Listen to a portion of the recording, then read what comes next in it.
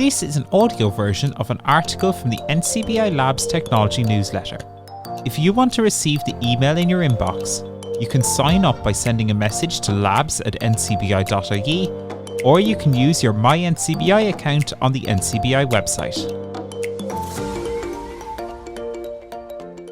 Did they hit the back of the net or did they send it wide?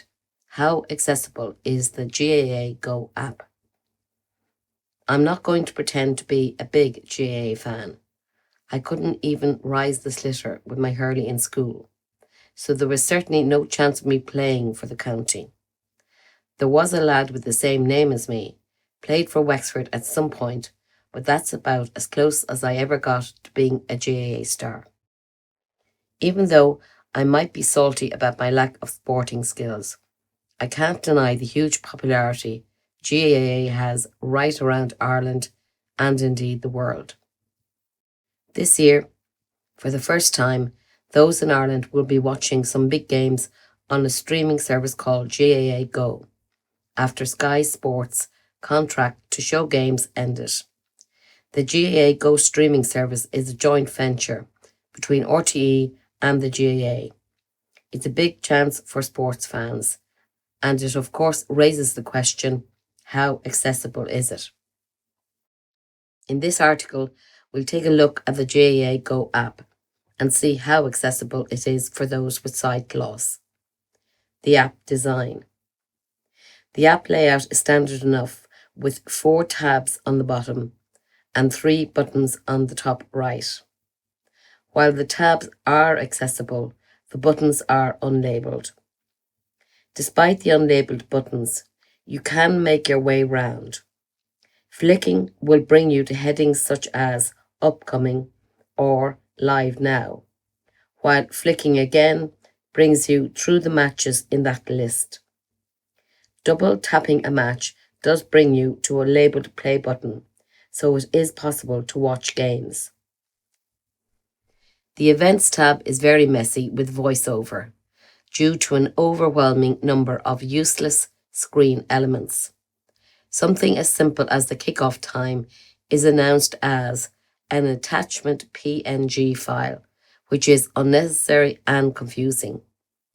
The home and catch-up pages are manageable, while the GAA TV tab appears to be blank. It's an experience that is usable, but certainly isn't the most enjoyable from an accessibility point of view.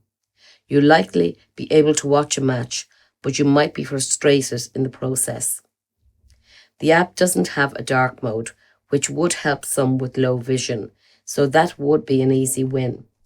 In fact, if we're honest, all the issues here could be fixed without many changes.